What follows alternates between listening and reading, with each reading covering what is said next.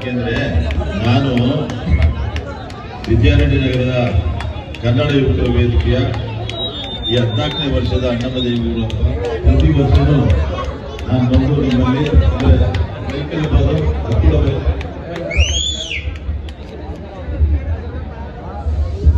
ಪ್ರತಿ ವರ್ಷ ಈ ಕಾರ್ಯಕ್ರಮದಲ್ಲಿ ಅಣ್ಣಮದೇವಿ ಊರ ಹಬ್ಬ ಕಾರ್ಯಕ್ರಮದಲ್ಲಿ ಭಾಗವಹಿಸ್ತಾ ಇದ್ದೀನಿ.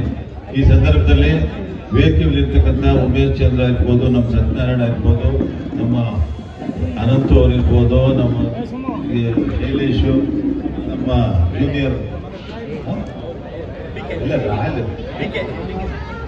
ನಮ್ಮ ಜೂನಿಯರ್ BK ನಾಗರಾಜ್ ಅವರು, ಅದೇ ರೀತಿ ಶೈಲೇಶು, ನಾಗೇಶ್ ಇಬ್ಬರು, ಹರೀಶ್ ಅವರೇ, ವೇದಿಕೆ ಇರ್ತಕ್ಕಂಥ ಎಲ್ಲ ಗಣ್ಯರೇ ಇಲ್ಲಿ ಸೇರ್ತಕ್ಕಂಥ ಬಂಧುಗಳೇ.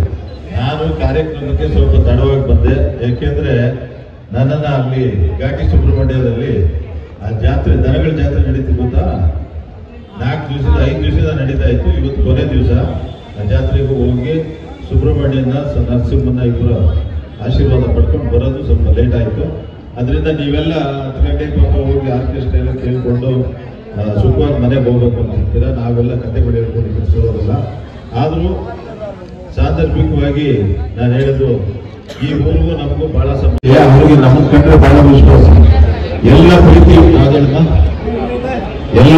ವಿಶ್ವಾಸನು ನಾವು ಅವ್ರಿಗೆ ತೋರಿಸಿದ್ದೀವಿ. ಈ ಅಂಬಾಭವಾನಿ ದೇವಸ್ಥಾನ ಕಟ್ಟಿದಿರ್ಬೋದು, ನಂಜನಗೂಡಲ್ಲಿ ಸೈಟ್ ತಗೊಂಡು ಹೋಗಿರ್ಬೋದು, ಇನ್ನು ಕಾರ್ಯಕ್ರಮಗಳು ಮಾಡ್ತಾ ಇದ್ರಲ್ಲ ಅದಕ್ಕಿರ್ಬೋದು, ಪ್ರತಿಯೊಂದಕ್ಕೂ ನಾವು ಯಾವತ್ತೂ ನಿಮ್ಮ ಜೊತೆಯಲ್ಲಿ ಇದ್ದು ನಿಮ್ಮ ಸಹಕಾರ ನಾವು ಕೊಟ್ಟಿದ್ದೀವಿ. ಅನಂತು ಮತ್ತು ಎಲ್ಲ ಸಂಗಡಿಗರು ಪ್ರೀತಿಯಿಂದ ವರ್ಷ 14 ವರ್ಷದಿಂದ ನನ್ನನ್ನು ಈ ಅಣ್ಣಮ್ಮ ದೇವಿ ಉತ್ಸವ ಕರೀತಾರೆ. ತಡವಾಗಿ ಬಂದಿದ್ದು ತಮ್ಮ ಎಲ್ಲರೂ ಕ್ಷಮೆ ಕೇಳಿ, ಮಾತಾಡುವಂಥದ್ದೇನಿಲ್ಲ. ತಾಯಿ ಅಣ್ಣಮ್ಮ ದೇವಿ ತಮ್ಗೆಲ್ಲರಿಗೂ, ಈ ಬಡಾವಣೆಯ ಎಲ್ಲ ಜನರಿಗೂ ಆಯುಷು, ಆರೋಗ್ಯ ಮತ್ತು ಐಶ್ವರ್ಯವನ್ನು ಕೊಟ್ಟು ಕಾಪಾಡಲಿ ಅಂತ ಕೇಳಿ, ಪ್ರತಿ ವರ್ಷದಂತೆ ಈ ವರ್ಷವೂ ಹೆಚ್ಚಿನ ರೀತಿಯಲ್ಲಿ ವರ್ಷಕ್ಕೂ ನಮ್ಮ ವಿದ್ಯಾರಣ್ಯ ಕನ್ನಡ ಯುವಕರ ಸಂಘ ಅತಿ ವಿಜೃಂಭಣೆಯಿಂದ ಈ ಅಣ್ಣಮ್ಮ ದೇವಿಯನ್ನು ಆಚರಿಸ್ತಾ ಬಂದಿದ್ದಾರೆ. ಮೊದಲು ನಮ್ಮ ದಿವಂಗತ BK ನಾಗರಾಜ್ ಅವರು ಮೊದಲಿಗೆ ಅವರು ಒಂದು ಅಡ್ಪಾಯಿ ಇಟ್ಟಂತ ಒಂದನ್ನ ಅಣ್ಣಮ್ಮ ಸಂಸ್ಥಾಪಕ ಅಧ್ಯಕ್ಷರವರು. ಅದಾದ ನಂತರ ಅನಂತು ಮತ್ತು ಎಲ್ಲ ಸಂಗಡಿಗರು.